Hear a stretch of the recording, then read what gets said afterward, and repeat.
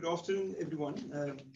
To our in-person audience, it's so nice to see people in person again after such a long time, and welcome to our online audience to this seminar where we're launching Ziyanda's book entitled Can We Be Safe? And all the associated questions that goes with that particular question. We're going to have three people on our panel today. Ziyanda Stuurman is a security and policing analyst and author of the book Can We Be Safe? The Future of Policing in South Africa.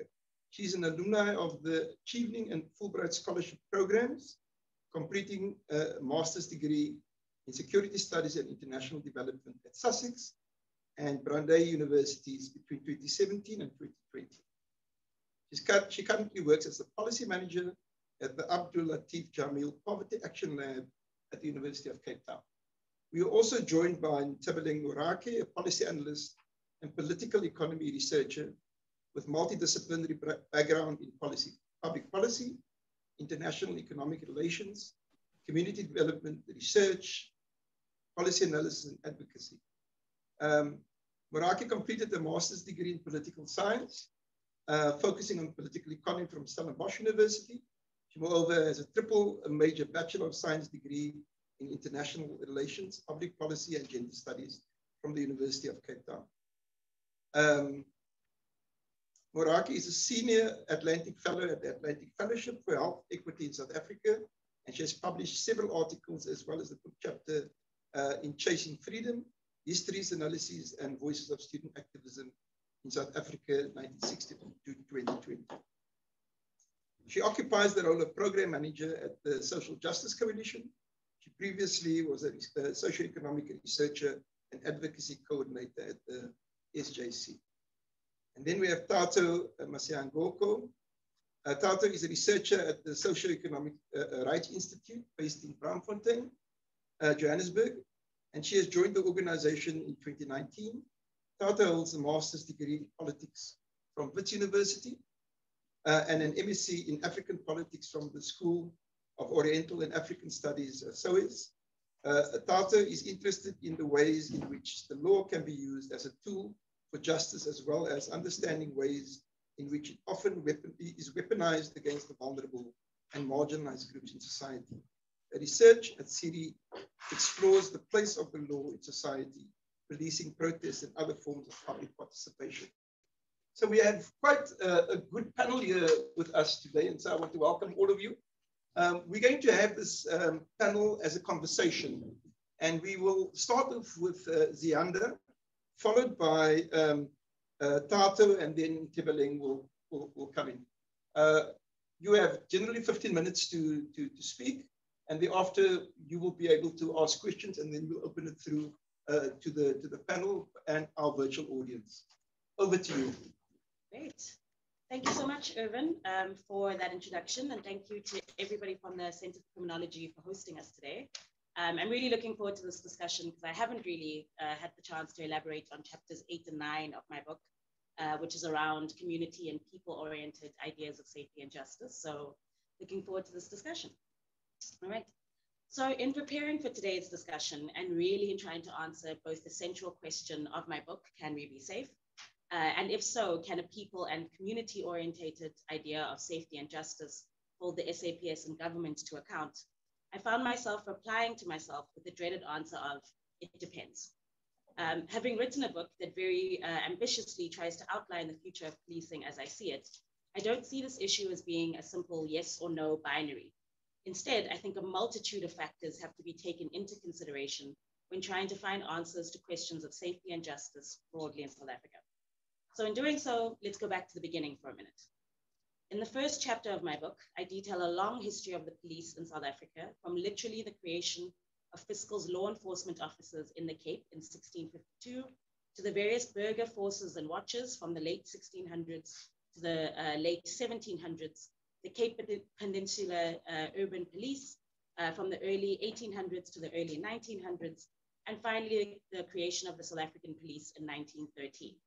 So I've just very quickly summarized about 300 years of police history in just 3 or 4 sentences. And of course, I recommend reading on any era of policing across colonial South Africa to understand each of these organizations and especially to understand the difference in policing structures and practice between the British and the Dutch East India Company during those years.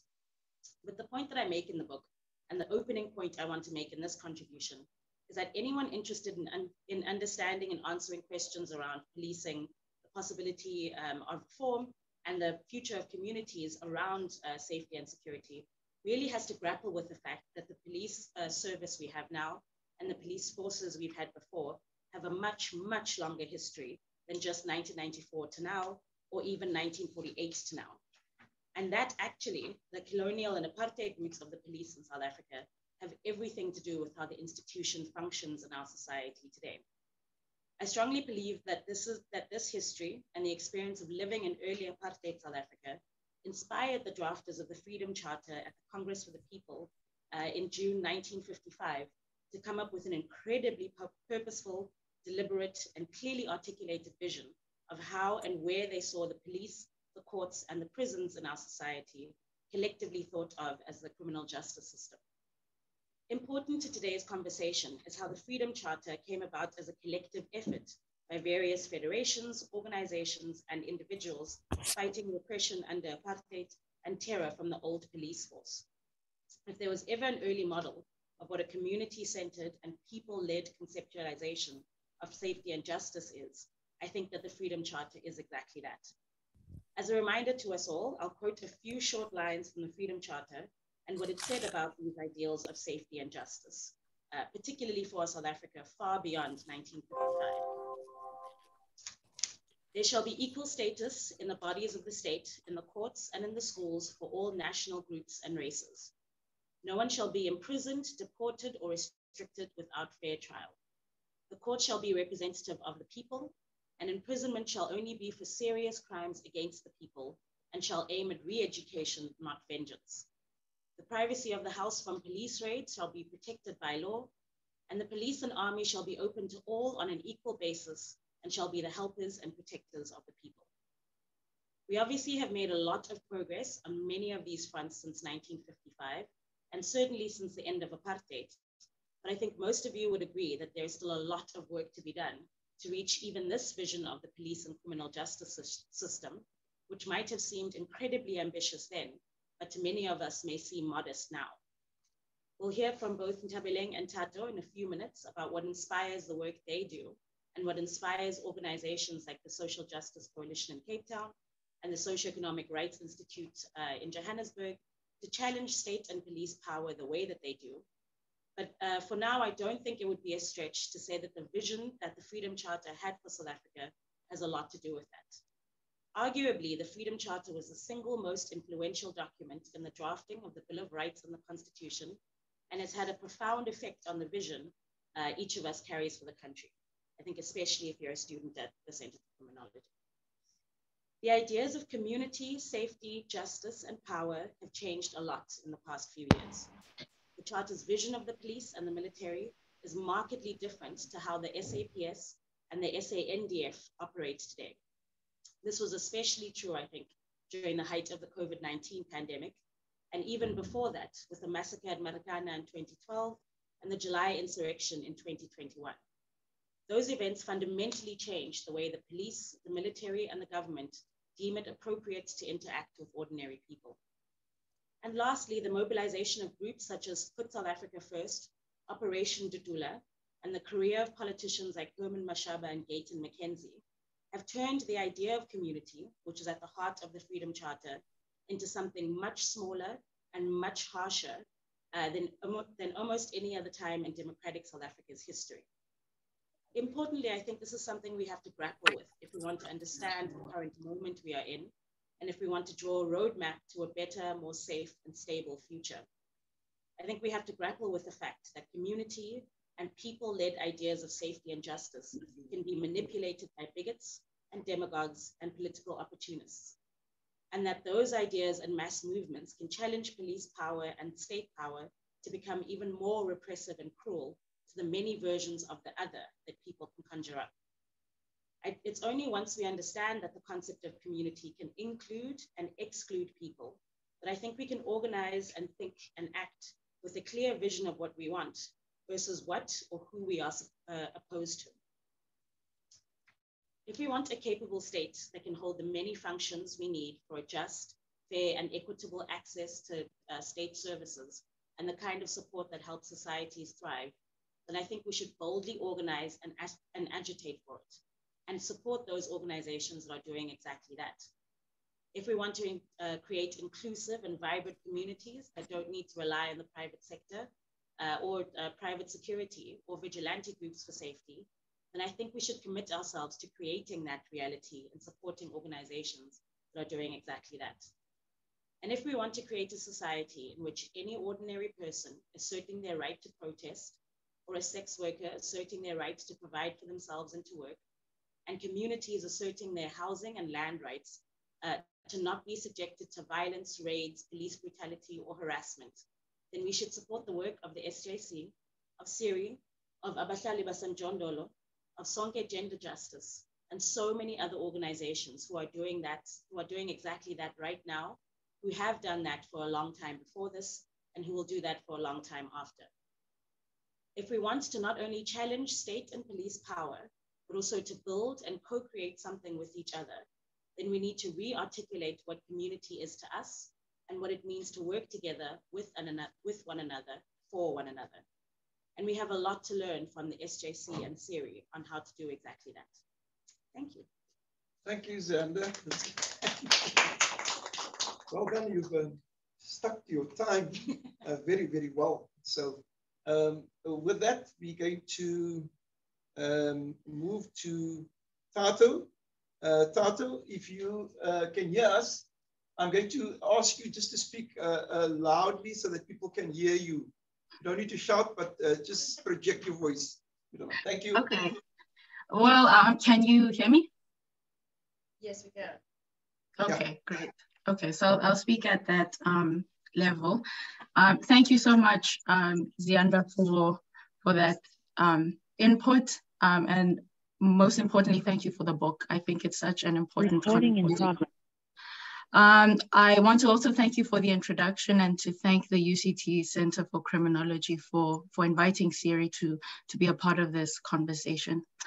I want to just begin by repeating a small part of Ziyanda's quote of the Freedom Charter, which is the part that states that the privacy of the house from police raids shall be protected by law, and that the police and the army shall be open to all on an equal basis and shall be the helpers and protectors of the people.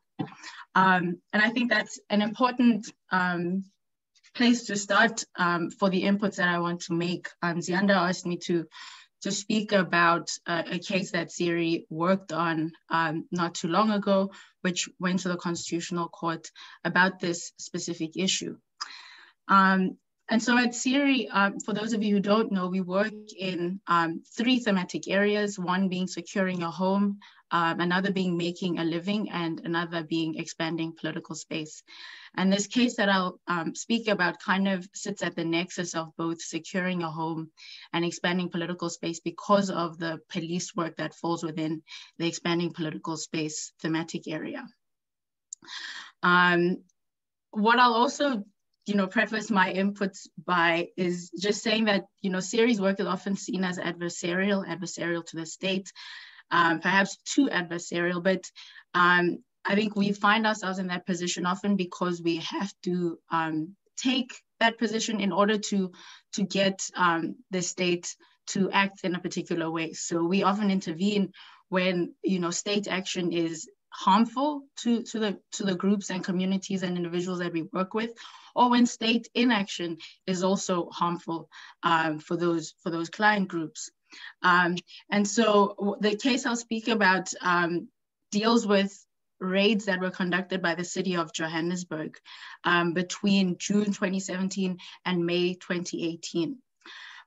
What happened was that 11 inner city buildings were raided at the behest of the Minister of Police then, Fikile Mbalula, as well as the then mayor of Johannesburg, Herman Mashaba.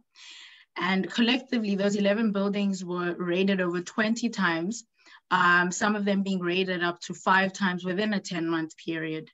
And so we filed the matter in 2018, representing about 2,852 residents who were all individually affected by these raids.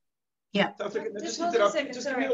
We have an audio issue in the room, so we're going to try something else. Let's see if this will work. Okay. It won't? No, you need this.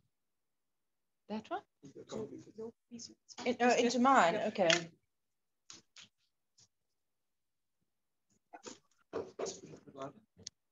Of course, when we came to the room today, which always works 100%, there was suddenly no sound, and the only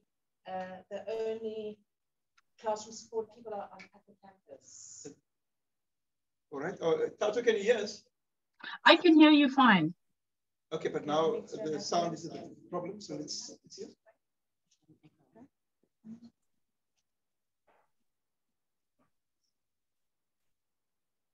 Sorry, we can't. Oh, okay. Okay, so yeah, the echo is just going to be too bad. So you can go ahead, Thato.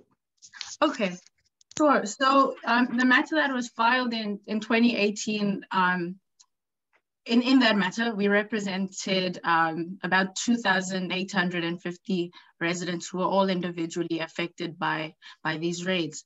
And the nature of these raids was such that, you know, as many as 80 officials from the South African Police Service, the Johannesburg Metropolitan Police Department, the Department of Home Affairs, as well as the City of Johannesburg, would descend on these buildings at random times of the day and night. And as I say, sometimes they'd arrive at very early hours of the morning. They'd order residents out of their homes. So if you can imagine how you're clothed in the middle of the night, you know, these officials show up and they order you out onto the street quite aggressively.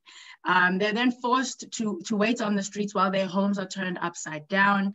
And they're also demanded to be fingerprinted, body searched, and, you know, they need to produce some form of identification. And if they couldn't produce some form of identification, the residents were simply arrested. And so, you know, for weeks at a time, the city would put out press statements about the wonderful work, in their eyes, the wonderful work that they were doing to fight criminality in the inner city of Johannesburg. When residents would go back into their homes after waiting hours at a time on the side of the road while police searched their homes, what they'd find when they get back is that their homes are obviously, you know, often destroyed. Some of their property would be, you know, stolen. All of their stuff in their homes would be left in disarray. And they were often threatened with eviction, arrest, and deportation when they were asked about, when they tried to assert their rights and ask about, you know, the basis on which these raids were being conducted. In some of them, many of them, no warrant was ever produced. And for all but two of the raids, the police simply obtained written authorizations to conduct the raids in terms of Section 13.7 of the South African Police Services Act. And that section authorized the police to conduct warrantless raids, searches on anyone and anything that falls within a cordoned off area for up to 24 hours. And I'm quoting here, where it is reasonable in the circumstances in order to restore public order or to ensure the safety of the public in a particular area. As I said, you know, the mayor championed these as, you know, a fight in the city, an effort to kind of clean up the city and force out criminality. And what is important to note is that while Herman Mashaba is not the mayor now, these ideas didn't start with him. Previous administrations had espoused similar views around how the inner city of Johannesburg can be restored to what they view as its former glory. And I think what we're seeing at the moment is a similar kind of pushback, at least targeted quite aggressively at informal traders, which also is not new and we've seen in the past before. But effectively, the raids were used to, gather information about the residents of the buildings. They were targeted unlawfully. And they were, as I said, threatened with eviction because they had been seeking alternative accommodation from the city. Many of these buildings housed residents who were already SERI clients. And so, the paradox with this case, I think, is, those who we entrust with upholding the law, at least in this case, were seen quite visibly and aggressively crossing over into criminality by using the law, weaponizing the law, and weaponizing institutions like the police to bypass existing laws and to carry out a very aggressive political agenda that I think we're seeing the resurgence of now, as Ziyanda had already mentioned. What's interesting is that, both the Criminal Procedure Act and the Immigration Act both provide for searches with a warrant. But what's interesting is that, the city of Johannesburg, found this loophole in the SAPS Act in order to bypass that very framework. And that framework is put in place because it requires that a warrant is sought in front of a court so that the court can make the decision based on the information provided on oath that there are in fact reasonable grounds to conduct such a search. And where warrantless searches are to be conducted, that can only happen if a search is done with the consent of persons concerned, and if the officer has reasonable grounds to believe that a search warrant that would be granted, that a search warrant would in fact be granted, but that a delay in obtaining it would defeat the purpose of the search.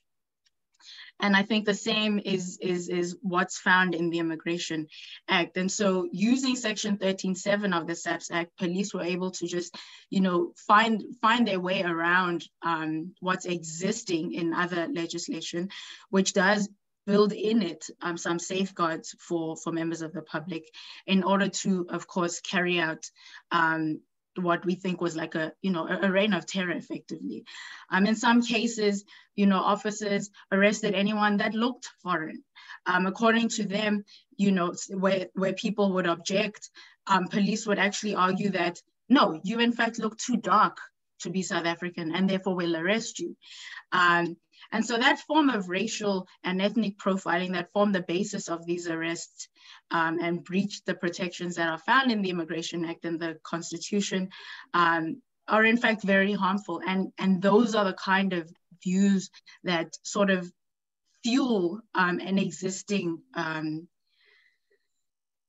xenophobic kind of sentiment that it has been bubbling for a long time in our society, but is bubbling over, over like a period of time. We see it bubble over and then kind of taper down and bubble over and so on and so forth. But ultimately, the case went to the High Court, and the full bench of the High Court found in our favor and ruled that Section 13.7 of the SAPS Act was unconstitutional.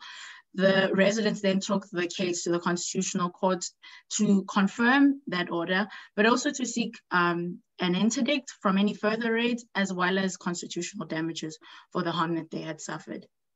In October 2021, the Constitutional Court confirmed the High Court's judgment, finding that, in fact, yes, Section 13.7c of the SAPS Act was constitutionally invalid insofar as it allowed for warrantless searches, but that it also expanded that declaration of invalidity, finding that even searches of people and property outside of private homes violate the right to privacy. Most importantly, the court indicates that the City of Johannesburg and the Department of Home Affairs it interdicted the City of Johannesburg and the Department of Home Affairs from raiding only 2 buildings, which was not what we wanted. We wanted an interdict against a lot more, against at least all of these buildings. But for the 2 buildings where not even the 13.7 loophole was used, and the search was completely, without any kind of basis, at least in policy or legislation, that's where... Just before you continue, you've got 2 minutes left. Perfect. Yeah, I'm wrapping up. Thank you. Unfortunately, the Constitutional Court did not award the residents damages, and that of course was disappointing, because when we seek damages from the Constitutional Court, it's a way of acknowledging that the wrong has been done and sort of offering something as a solace for what has happened. And the idea behind it is that, by making the state institution responsible, hey, it would serve as a disincentive for them doing something like that in the future. So serve as a deterrent. And so what I suppose, I think there's questions that Ziyanda asks, or, right at the beginning of the book, which I think she courageously tries to deal with throughout the book, around what it is when we speak about justice. Something that she asks about, which, I puzzle over quite a lot, is, whether or not we want people to, show remorse when they've done something wrong, whether they need to, pay some kind of a penance. Is it that we want revenge? Is it that we want, the action to not be repeated? So as a deterrent act, or as a deterrent. But I think, for the people that we work with, like these residents, like, the people who lost their loved ones at Marikana, like students who were, beaten up and arrested during Feesma's fall, all of these people who have been harmed in the ways that they have, I think at the core of it would want, other than civil damages and whatever else we can find in our accountability framework, which is, quite broken when it comes to the police. A lot of them, and I think all, would say, we want to know that the police can't do that again. And unfortunately, without that kind of accountability, and I know I'm not going far enough in dealing with, what is a society beyond these kind of frameworks and these constraining institutions look like, where we don't rely on the police as, the first point of call for any kind of issue in a society. But, the right to an effective remedy, I think, and accountability, I'd attach that to accountability, are important steps towards rectifying a lot of the harm that has been caused, partly because of the institution that we've inherited, as Ziyanda beautifully lays out, because of our history, but also in the different ways that our current political climate can manipulate and kind of usurp the use of these institutions for very particular ends. Once those things can be addressed, and once, people know that they can't act with impunity, I think we can begin, clawing back at that kind of injustice, rectifying and, remedying those harms, and then imagining what a South Africa that is more equitable looks like, and what place, if any, the police can play in that future. So I'll stop there. Thank you. Thank you, Ntebaleng. Let's give a hand. My apologies. That was quite thought-provoking, and I think that you've given us a lot to think about. We're going over to Ntebaleng in terms of time, we've got exactly 15 minutes for. So over to you. Thank you so much. Can we just wait 30 seconds? Are we trying to sort out the sound? Yeah. Okay, we'll try and do that. Ntebaleng, you can go in. Thank you so much. Hi, everyone. My name is Ntebaleng. Thanks, Ziyanda, for the invite. Thanks, Thato, for the contribution. So I think before I start, maybe let me just give a breakdown of what the SJC is and what the SJC does. So the SJC is a social movement based in Khayelitsha. I struggle with projection. But the Social Justice Coalition is a social movement based in Khayelitsha. So we work in various thematic areas. So we do work in local government, particularly calling for services in informal settlements. We also do work in criminal justice. So calling for an adequate distribution of police resources in informal settlements like Khayelitsha and across South Africa. One of our court cases, which has been in court for quite some time, called for a fair and equitable allocation of police resources. And the argument was that the police service discriminates on the basis of race and poverty when allocating police resources. And in that case, I think so many things came up that really speak about, I guess, how even SERS views its relationship with communities. So they were saying that, so just to Sea Point gets more allocation in terms of police resources than Nyanga, for instance, which has consistently been in the top 10 meta stations, for the past 10 years, right? It gets more police resources than Kailicha, which has a lot of people, right? Which we know, every person, when we speak of poor working class communities, and not just in the Western Cape, but across the country, we speak of Tembisa, we speak of Alexandra, we speak of Umlazi in KZN, the story and the narrative remains the same, right? People are living in constant states where they are violently policed, firstly, right? Where the only interaction that Black poor people have with the police in this country is not that of service, right? Is that of being brutalized and harmed. And I think even when we speak about the police service, I think it's very important for us to really integrate, interrogate what that actually means, right? Is it a matter of using the buzzword of service when in reality people who need the service the most don't get the service, right? When you see the police, you know that they're not here to assist you. They're here to further criminalize you. They're here to, and we know that in our country, particularly in communities of lower socioeconomic status, poverty criminalizes, right? We know that the intersections of race and class and poverty in South Africa and crime are very connected, right? So by virtue of just being a poor person, poor Black person, poor Black woman existing in that community, you are criminalized, right? Because your poverty serves as a marker of you being a criminal.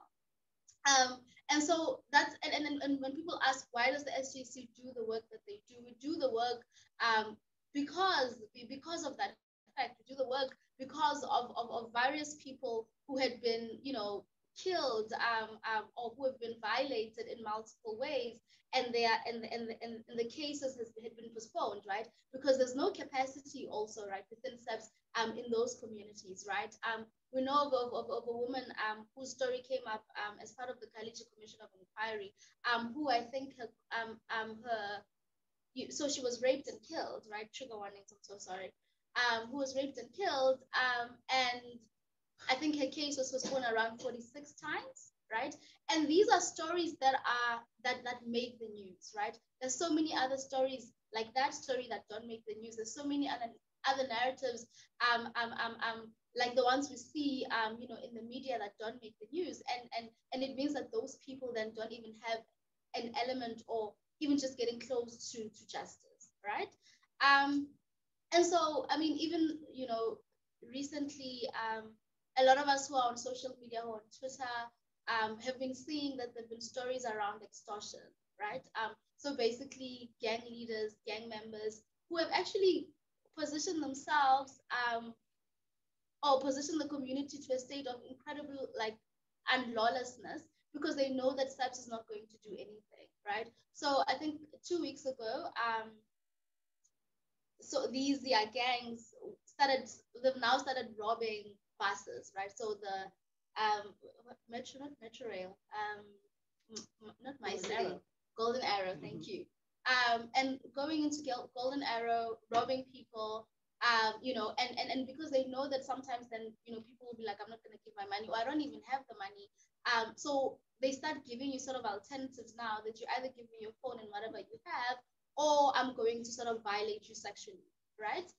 And this is done in front of people in full view.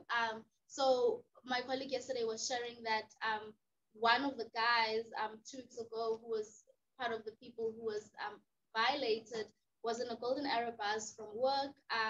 The people came, they asked for money he didn't have, and they said to him, well, if you don't have money, then you're gonna have to give me oral sex, right, in front of people. And now it's becoming a thing where even sexual violence is positioned as a way of further, I guess, violating people. And also, yeah, if you don't have the means to give me the things that I want from you, then you're gonna have to do this for me, right? And this has been happening for quite some time. I mean, even with small Black women who are, small business owners, these gangs would come and sort of make you pay for operating a business, essentially, right? Even with sort of just being like a black professional, or you have a car, you pay insurance for my way for your insurance, but you also have to pay insurance in the community that you stay in to these people, because they're going to tell you that you know, if you're not giving me whatever 200 rand every month for me to protect your car, then it's going to be stolen, right? So it's just existing in that space when the police also aren't seen to act. Or I think that's also another thing that I want to make a contribution about, that SERPs can say that they're working and they're visible, but also for justice to really feel that justice has been done, it has to be seen to be done, right? I mean, if all these things are happening and no one is even going to the police. I mean, with the incident I just told you about, we know about it because it was on social media, because people took videos, right? But no one is really going to the police because they know that they're not going to do anything, right? And I think that's that's the danger where the police isn't seen to be doing what they need to be doing. And I mean, I think there is a way of a breakdown of trust between the police and communities, right? Where communities don't trust the police, right? But also the police also feel that they don't trust communities. I mean, there are high rates also of police being robbed for guns and stuff, right? And I think that's also another conversation that has to be had, you know, I guess in alignment of the role, I guess, of guns in our society. But I think the communities just don't feel that they can trust police, and they don't feel that certain crimes are also taken seriously by the police, right? And I think that's also a big deal. So part of the arguments that SERPs made in the police resources case, you know, for them justifying why they give more police resources in, like, you know, Cape Town CBD, you know, in Marbury police station versus Nyanga or Kailicha, we're saying that, but, you know, the police stations are quite busy. And we're saying, but what if those, it is quite busy because crime happens everywhere, but they're sort of listing insurance claims. You know, when you have to claim for insurance because someone stole your phone, you need to go to the police and get the insurance number. And they were saying that, but those crimes are as equally important as people being murdered, right? Which, I mean, we can talk about it when we have the Q&A. But I think, yeah, but I think that if people feel that they can't trust the police, I think it further strains the relationship that they also have. But I think as part of us calling for more police resources, it's not necessarily a call for more police in society, right? And I think that's also what we can talk about, that going forward, what kind of, I guess, measures or frameworks of safety do we see in our society? Is police the one of them, right? But I think it's more than anything just not just calling for more police to be there, but it's also calling for what kind of police are we calling for, right? Are we going to have more police who are operating in that hyper-masculine, very militaristic state of policing that we're seeing, especially with the minister right now, right? Where you're shouting at people, where you're speaking at people, where you've sort of positioned yourself as a commander. I mean, also the language in our community, you know, the commander in chief, the, you know, very militaristic in that way that makes it look like we're in a militaristic society, right? Are we calling for a police system that does not take certain crimes seriously? A kind of police system that if you come as someone who's been violated in a certain way, you know, you're sort of gauged and sort of seen that, okay, we can dismiss this or we can take this seriously. And I think it's definitely something that if we're going to have more police in our society, the training also has to be changed. I mean, you know, as part of the training that the police have, we recently found out that, you know, things like the sexual harassment, yes. Sexual Offences Act, right? That's definitely something that the police need to know, but they don't know, right? So there's certain things like, oh, but you can go home and you can sort of fix it. You can talk to your family about that. And yeah, so I think part of our advocacy really is not even just only that, but saying that the police and SERPs itself, the institutional culture within the organization needs to change. We need to be getting to a point where we see the service that they're talking about, because at this point we don't. You know, recently in our organization we had a bit of a arrive time and we needed to go to the police station to sort of individually take statements, right? And it was really an issue of, you know, someone stole money, we're going to report that. But when I was having like my taking the captain or person who was taking my statement, it's not even a thing that I would say affects me personally, right? But the way in which she was questioning made me feel that had it been a crime that sort of centralized me personally, I wouldn't come back here, right? And that's the narrative of a lot of people in South Africa, that you're questioned in ways that make you doubt yourself, right? I mean, we see it a lot also, I mean, with high levels, the crime stats recently came out, we see it a lot of like high rates of rape culture and femicide. But even when you go to the police, the high levels of being victim blamed, right? The high levels of rape myths that also come out in those interactions that make people not want to go back. And then the police would sort of say, oh no, we're doing our work. But the thing is, people then, open charges and they don't follow up on them. Of course, if you're going to talk to me and treat me like I did something wrong, I'm not going to come back. Yeah, so I'll wrap up there. Sure. Yes. 2 minutes. No, it's okay. So thank you, Ntebaleng, for that. Well, some very forceful comments that our panelists are making about the nature of policing and in answer to the question, can we be safe? And one of the interesting things I found in your book, Ziyanda, which I think all of us must reflect on, is you make the point in, I think it's chapter 8, where you say that where you compare all the policing right at the beginning, the colonial policing, and you say with all the changes, the constitutional changes that the police has undergone, from the SAP, South African Police Force, to the service, the amalgamation, the numbers, and so forth, that all that you can say, given the behavior of the police over the period, that what we have and the type of policing we have is colonial policing without the S. So I'd like you to kind of reflect on that, given what we've just heard, with what Thato has spoken about. And I remember that section, is it 137 of the SAPS Act, when it comes to searches and portioning off. And I think that was a fantastic victory that has been won. But let's talk about that. Policing, the police, colonial policing, SAPS is colonial policing, the style of policing, without the S. Okay. Yeah, I mean, I think that's a great question. And, what I really try and do from chapter 1 to chapter 9 is talk about the fact that, I think that there was an enormous amount of energy and effort, especially post-1994, to excavate, the racism and brutality out of the police service. And it worked for a while until it really bumped up against the realities of, South Africa being the most unequal society and economy in the world, across any measure. What that then allowed the police to do and to say, I think particularly in the spike in reported crimes, was this isn't working. The community-oriented, the human rights-based ethos of policing isn't working. We're going back to what we know. And what they know is then that, again, racist, brutal, anti-poor, anti-women style of policing that really sees particularly racialized people as a threat, and then sees capitalism as the core, really, of their purpose and what they're protecting. We then have, on top of that, I think overlaying that, was an incredibly difficult turn in our political history, where you then started to see the very same people who they themselves had experienced that awful type of policing, an awful type of prison system, then start to realize that they can weaponize it. And that's then really where I think we got to a point where there was a really deep disconnect between our leaders and the political and policy decisions they made, and the way that policing operates and their experience of policing.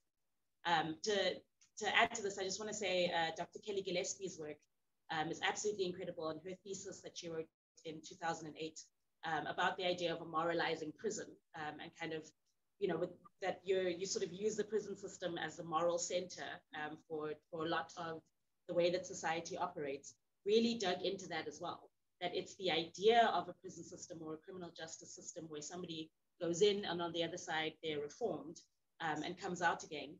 That is this just constant kind of imagination, really, because it's not true. It's not true. It's not real. And then I think when political decisions are made that really then shut down even that fantasy or that idea. And then what we do is condemn people to the prison system and say, whatever happens over there, whoever goes in there deserves it, and they deserve whatever it is that happens to them in there, and how they come out again. Really sort of speaks to, I think, that again, that nature and that myth that we've allowed to perpetrate or perpetuate for many, many years, that a prison system, a police system, a court system based on colonialism and all of the nasty features of that can somehow be reformed. And even then, when we have, large spikes in crime, that we can then trust that system to still deliver some sort of safety and justice, where I think now we can see very clearly that that's not the case. Thank you, Ziyanda. I do want to open up the floor and the virtual space if there are any questions. So you're free to ask any of the panelists any question or any comment that you want to make on anything that they've said.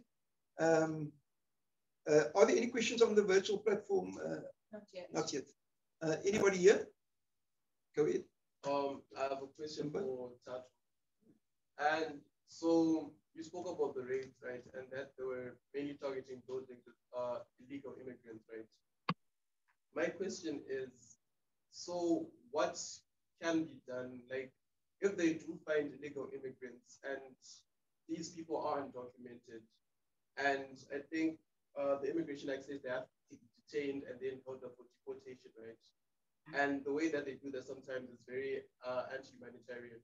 But then what can be done? Because the fact is they're in the country illegally, and what can be done then? What can the police do? Should they deport them or find another way to handle them? Okay.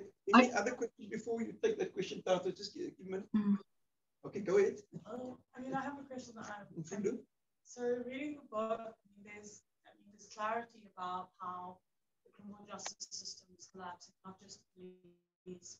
And when you started your talk, you talked about this idea that the Freedom Charter was talking about serious crimes. And there was, I think, just from listening, and I haven't read on your literature on this, sort of a spirit of decarceration in the Freedom Charter. And I guess my question to the criminologists and to the panel is, where did that go? Because I think as the criminal justice system is failing, we're actually seeing a leaning into like an increase in incarceration, an increase in police power in order to cure sort of the social ills. And I'm wondering sort of this disconnect between the Freedom Charter and what's happening. And have there been efforts in this sort of push, or was this just abandoned? Can I add a tail onto that question? So I think another interesting thing is that as much as we say we don't rely on the police, nobody calls the police because the police are going to do nothing. Whenever something happens, if you look at the comments or the, on any news article about it, bring back the death penalty, the police need to be more forceful. So in our psyche somehow as South Africa, we have this criminal justice response, like we want them to respond in that way. But at the same time, we don't really want to rely on them and we don't trust them. And there's this ethos that's underpinning kind of our founding documents that is perhaps not about that. Yeah. I see you, Ant. Just can I just make a proposal that whenever you speak, just introduce yourself so that everyone can know. Thank you. Go ahead. And speak up. Okay, my name is Mbegeze, and I'm from Judges Matter, which is the teacher. Just a tiny correction there. I worked at SERI previously, so not everyone in that building is an illegal immigrant. But that's precisely the problem with these raids. The police don't distinguish. They literally just walk in, kick the doors down, throw everyone out into the streets, and you are there. There are people who own the apartments in those buildings. So as an owner, they don't distinguish between whether or not you have a permit to be in the country. You probably are a citizen, or you own the building or a tenant, whatever. They don't make a distinction, and that's precisely why they were ruled as unconstitutional. But my question is just on the safety framework that you speak about. So I spent quite a bit of time speaking to judges and magistrates, and when they think about their role in this safety, in the criminal justice system, they often feel overwhelmed. They feel like the tools that they have to respond to the violence of the crime and just the increasing rate of the crime, they feel like they have no real tools. The sentences that they are imposing are seemingly ineffective. People are sentenced to very long years in prison, but it doesn't seem to be putting any sort of dent in either reducing the crime or the violent nature of the crime, but most importantly, making people safe. So my question is, in thinking about the role of the broader criminal justice system, that's also the point that you make in the book, Ziyanda. But how can you think more about the different role players and how these fit to each other? Because I don't think the conversation is happening between people like judges and magistrates and the police and even prosecutors. Okay, I see your hand. So maybe you'll be the last question and we can get the responses. I'm going to moment for purposes of this conversation. My question is, I've been following the US social movements and there's a call for defunding the police. I'd be interested in your comments around defunding the police. Then secondly, part of the problem with colonial logic is that as Black people, we've never properly seen as human, and therefore the system will never work for us, right? The way it's currently constituted, because it's continuation. And so, if Black people are never human, the Constitution can never work, right? And so, to me, we have to rethink the Constitution. I want to hear your thoughts around defunding the police, rethinking the Constitution, and the protection of particularly your police model. Thank you. So there's quite a lot of questions, and please come in as well. But I think let's go to Thato first, to the question that Simba's posed. Thank you. Yeah. Firstly, thank you to Mbegazeli in the room for partially responding to that question. The issue is, as I mentioned in my muted the. No. Okay, we can. Hello. Go ahead. Yes, we can hear you. Okay, yeah. So I wanted to just thank Mbegazeli for his inputs on what the impact of the raids were and how indiscriminate they were. But what I wanted to just repeat is that as I mentioned in my inputs, Section 13(7) of the SAPS Act, which allowed this loophole, precisely bypassed existing measures for conducting searches present in both the Criminal Procedure Act as well as the Immigration Act. And I don't know if I'm misremembering, but I do understand that of groups of people that would be arrested, a lot of them had to be released afterwards. And even, when there were claims of, finding illegal firearms or whatever, none were ever found as far as I know, or certainly not nearly as many as they were claiming to have been in these buildings. But yes, what you're describing is absolutely accurate. Oftentimes, foreign nationals are unlawfully, harassed. They have their documentation destroyed right in front of them. Oftentimes, they then get, sent to the repatriation center. I think Lindela is the one that I know very well. And they're kept there. And I think after 3 months, if they're not deported, I think they have to be released. And so what they find is that, in between that time from being released at Lindela and them having to go back to Home Affairs, they are almost barred from, sorting out their paperwork with Home Affairs afterwards. But, that just comes from, previous research that I've done to look into that particular experience.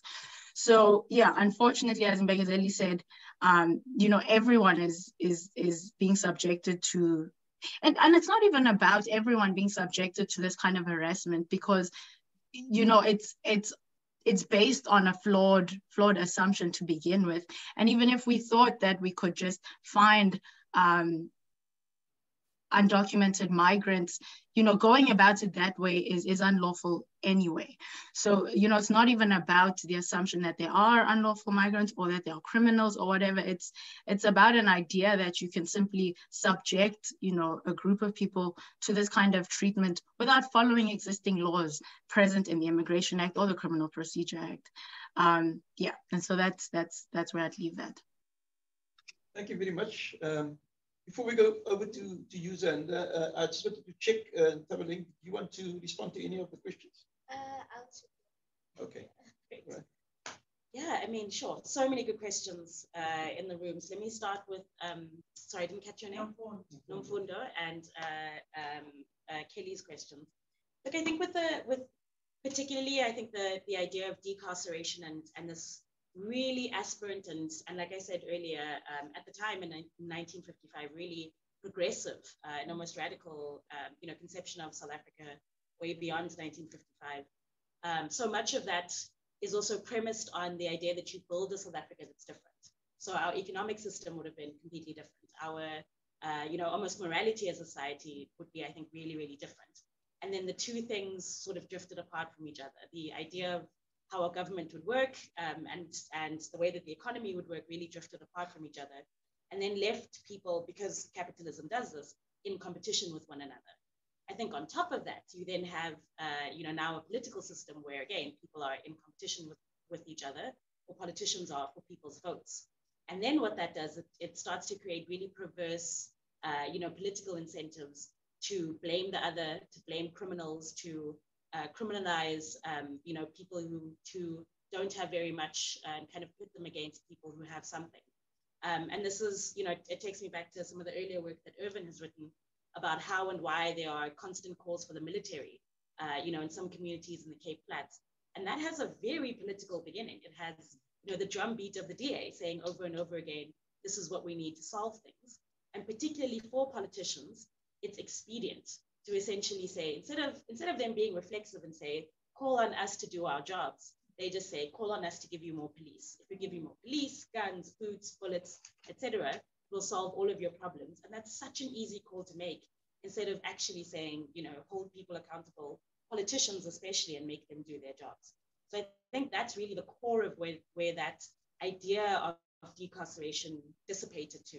And then, you know, very pointedly to Kelly's question, that's what drives the more, you know, conservative, hard, harsh views that we have, you know, on policing and prisons, and really motivates, again, especially politicians, but even the private security sector, to say, we're a solution, pay us money, we'll make sure you're always safe. And that's, you know, yeah, it's a fallacy at best.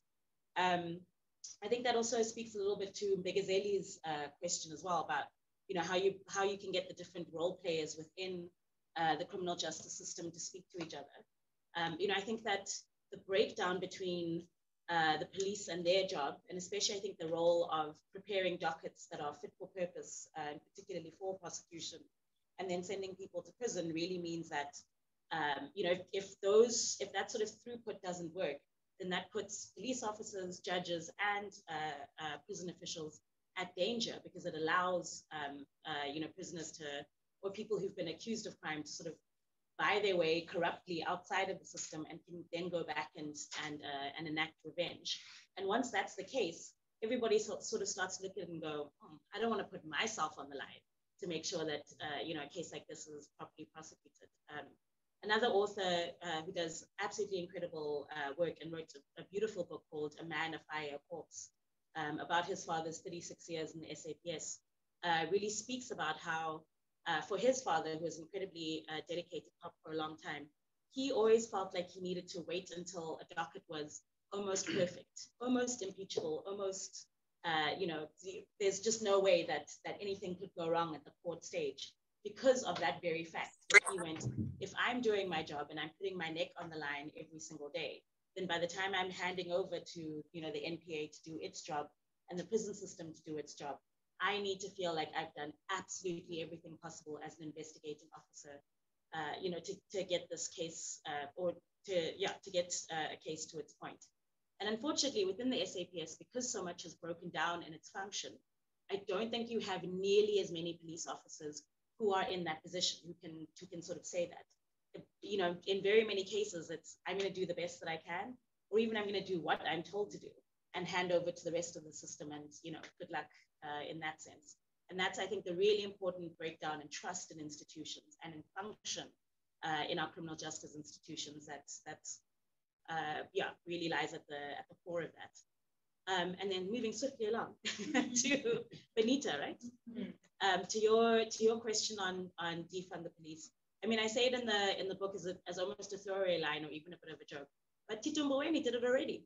In the October 2020 budget, he cut 1.6 billion rand, if I'm not mistaken, from the police budget, and the police budget at that stage, if I'm not mistaken, was 97.6 billion rand for that year. So that's already an example of defunding the police.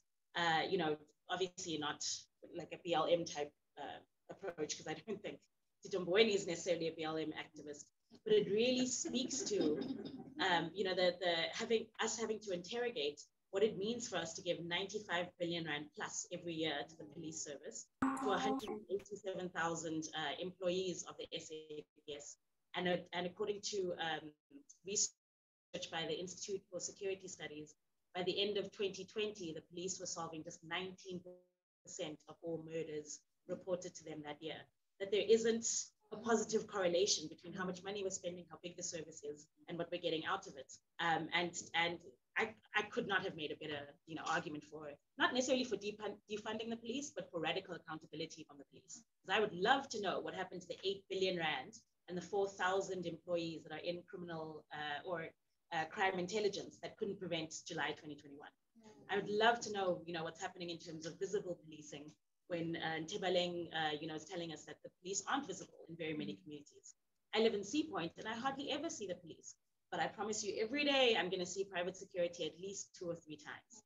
So it's really about, I think even the call within the US context is really about asking for every $1, $1 million, $1 billion that we plow into police, and the same with rands and cents in South Africa, what is coming out on the other side? And I think that's an incredibly key point to ask. I really think the nuanced point you make about the Constitution as well is really interesting. You know, again, it's I think from sort of tracing where the Freedom Charter was to what it looks like in the Bill of Rights now and the Constitution more broadly.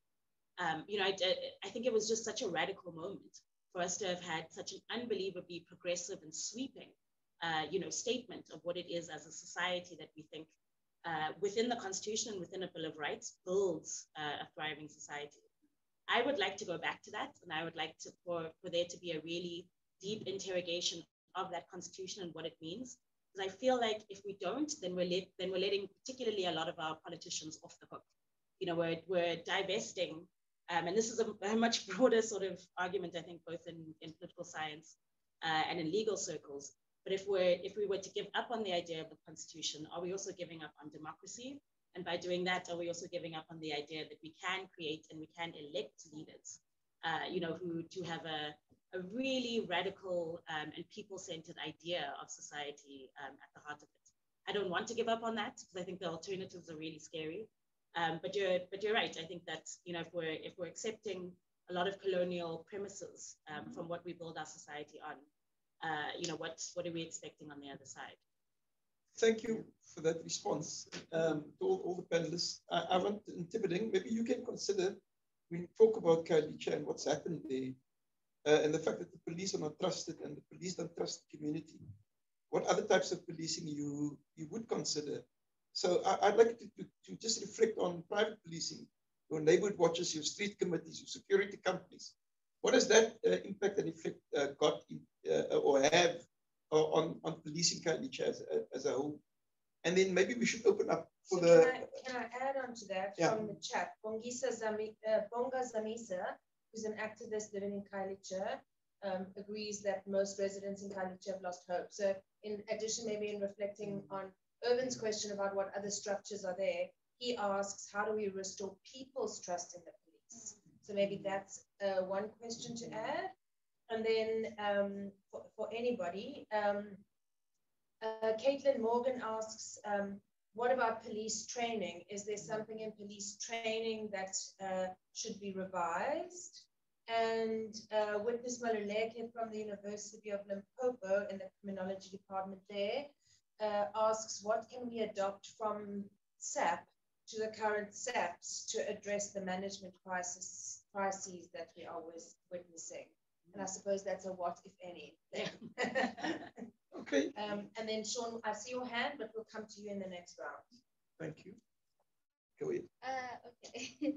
So I think on the question of the rise of security, I think that's definitely something that we can't sort of unpack without also understanding the context of why we have so many security companies in South Africa, right? It is quite a lucrative business, right? But a part of it also stems from an apartheid past, right? Where you have had all these people with like high levels of military training, right? And now it's like democratic society, and what are they doing with that training, right? And I think we're even getting to a point like where even in townships, there's like high levels of like security, security companies, you pay a fee and. So I think even with this extortion rates, I think it's an extension of that kind of circle. It's just obviously done differently. But the fact that you can go to small business owners who braid people's hair and they're paying essentially for protection, or you're going to cause chaos around them, I think it is an extension of that. So I think, yeah, I really think that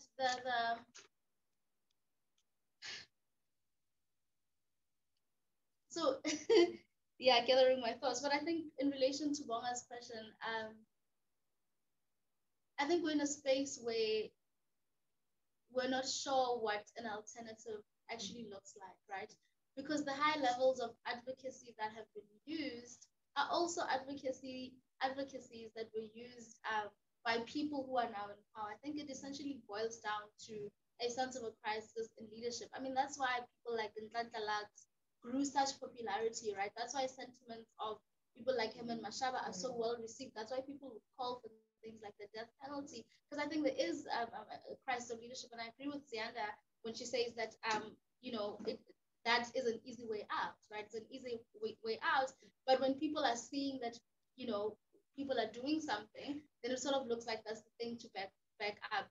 And I think also what's happening in South Africa has to be read in the context of a global scale, that I think globally we're seeing that there is a lean on right-wing conservative, sort of kind of action, right? With, the Trump era, what we saw in Brazil, for instance, what we're seeing in many parts of the world, what we're seeing in South Africa, I think not a lot of us are paying attention to what's happening with the Operation Tudula and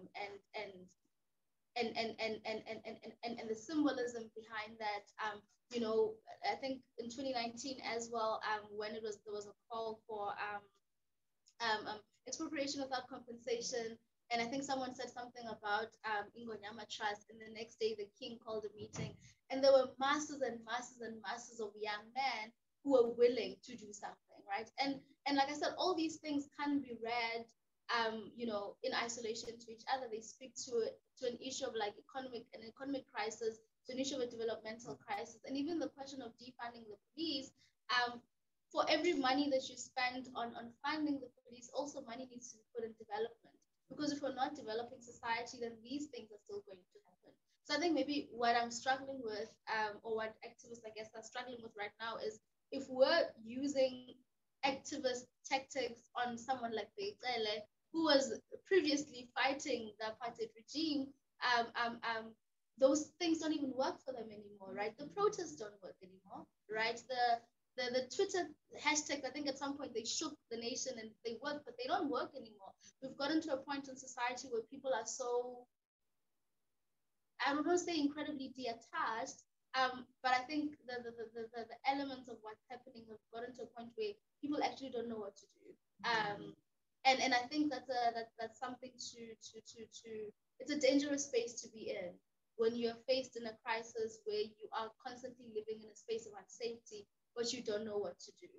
And that's why opportunists like Operation Tudula rise, and village vigilantism and all of that. Thank you, Ntebaleng. Back to me. I was going to go to Thato. Oh, up to you. Should we do that? Thato, do you have any comments? I think what I I mean, I agree with everything that Ziyanda and Ntebaleng have said. And I think, I mean, to answer the question about what can be taken from the SAP to the SAPs, the question honestly is something that I dread because, you know, the SAP having been established in 1913 with a very particular objective. Prior to that, you know, police, you know, pre that moment, the 4 territories in South Africa had their own kind of police forces, and then they were unified in the SAP, but with a very particular kind of mindset. And if we think of that kind of history where, you know, Black people were not even considered as part of the country, and, you know, all of a sudden we have the SAPs, which now polices everyone. You have a situation where people, you know, have gone from literally subject to citizen, and whether or not that change within the SAPs was actually internalized, I would argue I don't think has necessarily been the case, because I think how we perceive a criminal in South Africa and how we experience the police, how we experience the law, what we expect to be our outcomes, is fundamentally based on all these different factors of who we are, you know, where we're born, our, you know, ethnicity, how we look, and all of that, and like our class and all of that. So I don't know that there's anything that we can get from the SAP, but I'd be open to being convinced. What I did want to just add though, and I think this probably adds to what Ntebaleng and I think Ziyanda have kind of pointed out is, and this is work I think that Julia Hornberg and Johnny Steinberg have done to look at the ways in which the relationship between the police and the South African public post-94 has kind of bred very toxic instances where, you know, the community can actually exert a kind of influence on the police that allows for it to exert powers that may lie outside of the law, for example. So when a community, you know, calls on the police to act now, that comes from a relationship that has been forged between communities and police. But of course, that's not the case in all communities. And in various instances, we see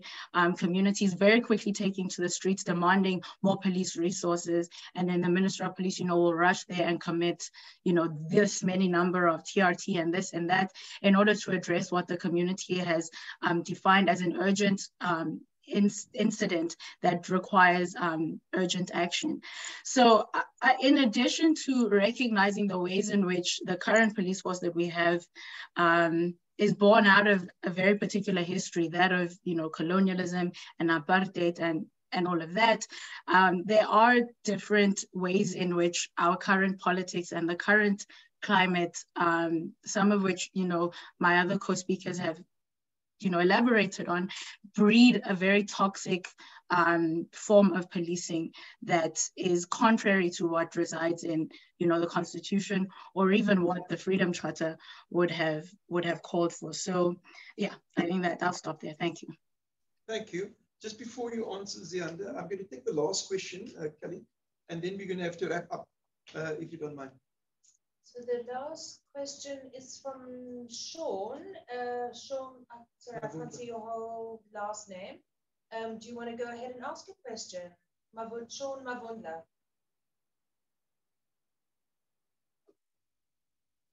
Hi, am I audible? You're going to speak a bit louder. Yes, if you can speak as loud as you can, that would help. Oh, okay, thanks. I just have a comment, 2 quick questions, and perhaps a suggestion. My comment is that in terms of what I've noticed, especially when we have these kinds of discussions, is that we are not going to legislate or reform ourselves out of the myriad structural and systemic problems that plague our policing system. And being aware of the internal... We've lost you there, Sean. Hello? Yeah, Sean, I think, yeah. Sean, perhaps you can type in the chat. Yes. And I can ask on your behalf. And then we can move on because of our time. So I'm going to ask you to respond. Sean, you can send your question in the chat. Thanks very much. Go ahead, Ziyanda. I'm so glad Thato tackled the point on what we can learn, or the SAPS can learn from the SAP, because I definitely didn't want to. Are holding police personally accountable. The question about training that was asked earlier. What's always super interesting to me is again, I'm not 100% sure where the kind of some of the myths around training have come from. You know, with the SAPS, they go through a 24-month training program called the Basic Development and Learning Program, and 6 of those months are in a police academy, if I'm not mistaken. And the bulk of that then is in a police station where they're meant to be placed. And so I think, and look, 24 months is long. That's not a short amount of time at all. It is also longer than in other countries as well. But I think that a lot of the issues don't necessarily lie at the training stage. They lie at the stage of institutional culture into the police stations that they go into. So Andrew Fall, another criminologist and policing scholar who's really great, he often talks about how culture eats strategy for breakfast. So once, you know, these young police officers are in these police stations, they're being mentored, trained by, and working under older police officers who may not have the same respect or adherence to the ideas and ethos of community-oriented and human rights-based policing. That then becomes the culture that they start to do their jobs. They start to look at their work to be that, and not what is at the heart of the Constitution or what they're taught at police training academies. Again, that doesn't mean that all police officers are bad, or that that there isn't good that can be taken away from the training process. But I think training is only one part of what makes a police officer, or how a police officer develops. And really again, we can, I think, revise training as much as we'd like, you know, multiple iterations. But if we aren't getting to the core of the institutional culture within policing that, you know, creates the type of toxic masculinity that Thato was talking about, and how that plays out in police, in the way that police officers do their job, then I think we're looking at a sort of small sliver of the problem overall. Thank you very much. Did you find the question? No, Sean hasn't managed to put it in the chat. I have to unfortunately pull this together, yes. So you can still send us that particular question. Sean is typed. But I think we've come to a moment in our country's history around policing and the actions of policing, where we see that we require a fundamental change in how the police relates to the people they are policing. And the loss of respect for the people they are policing, for the public, and vice versa, is a huge problem for communities trusting what is that the police and the private security people bring. And so I do want to encourage everyone, if you haven't read Ziyanda's book, read it, because it raises questions that you wouldn't obviously otherwise have thought of. And I suppose some of us are lucky to have been around at the time when the legislation was crafted and have contributed to it and so forth. But I also do think Thato's organization's advocacy in relation to that section 13.7, it's massive and it's major for the entire country, because it resulted in the constitutional amendment, and SAPs have to comply. They can't, there's no discretion. So I do want to thank all our panelists, Ziyanda Stuurman, Ntebaleng Morake, and Thato Masiangoako, for your contributions today. I also want to encourage all of you to register with the Centre of Criminology for our future seminars that's upcoming. And you'll find that it's going to be very interesting, all of it, without exception. So thank you very much to the panelists, to our virtual audience. And I see Sean. Sean, you only have one question. I'm not going to allow you to do a comment. We have to unfortunately call this event to a close. So ask your question. Thank you. All right, thank you. So with that, I'm going to close the meeting. Sorry, the seminar. Thank you very much. Everyone. Thank you. I'll ask you Sean's question. Since legislative and reform measures are failing to arrest police violence, is it not time for radical accountability where we hold police officers personally accountable for not respecting the rights of citizens? And is it not time for a conversation on police abolition? Ooh, two very meaty questions. I know, there's Sean, two new seminars that you just started right there. I do want to say to witness that there are things that one can learn from the old apartheid police. One is the use of intelligence. They were a small force, but they managed to run this entire country through intelligence. And the use of intelligence was very effective at one stage. And then the second part is discipline. They carried out the orders that they were given, even if it was illegal. So something that we can think about also for a new seminar. So thank you for raising that question, Professor Maluleke. Thank you.